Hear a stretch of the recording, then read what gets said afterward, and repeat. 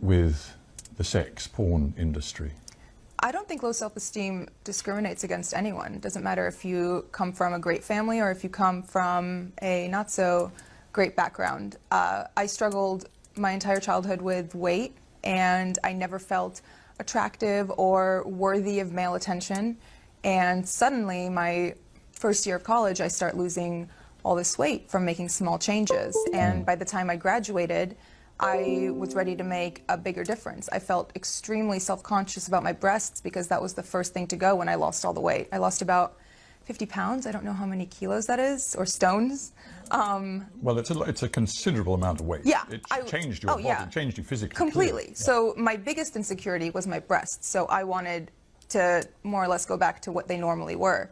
And once I did that, I started garnering all of this attention from men, and I was never used to it. And I felt like unless I held on to it and kind of did what was asked of me or what was expected of me, it would go away. And after feeling what it was like, that validation and, you know, the compliments for the first time, I did not want that to go away.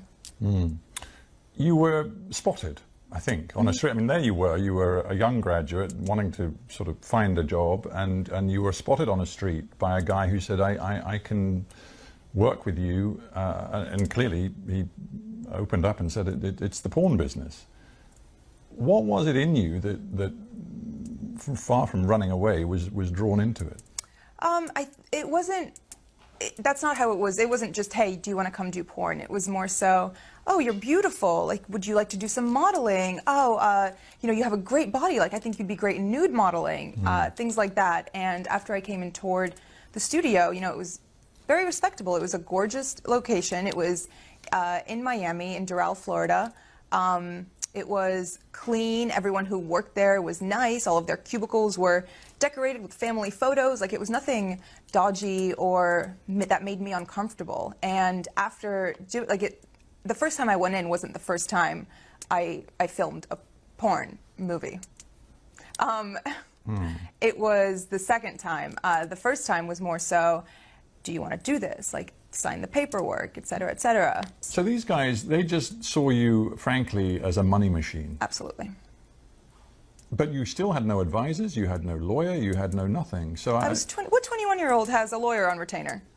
I'm just trying to get my head around how stressful this must have been, and whether even now, because you sit here so poised, and obviously a lot of time has passed and you've moved on, but do you think there is some sort of post-traumatic stress that is in you from this experience? Yes, and I think it kicks in mostly when I go out in public, because the stares I get, I feel like people can see through my clothes, and it brings me deep shame.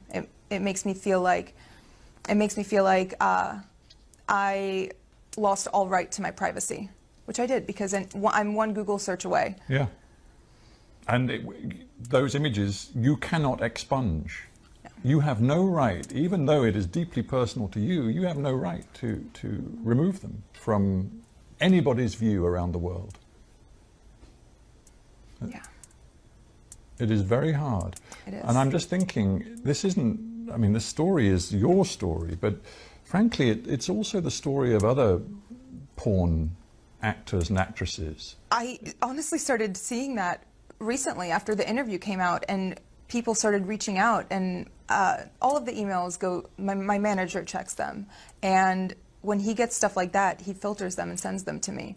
And reading the words of some of these girls who have been sex trafficked and forced into porn, and all of these stories of girls whose lives have been ruined by it, and by men who have taken advantage of them, and by contracts that they didn't even understand the jargon of, it makes me feel like, okay, maybe it was good that I started talking, and that I posted this interview, and that I'm speaking out now, because other people feel the same way. And even if they don't relate on as deep a level as, you know, doing porn, they can relate on the level of being insecure and being pressured into doing something they didn't want to do. You were wearing the Islamic headscarf, often known as hijab, and of course then it developed into a sort of a sex scene. You must have known how provocative that was.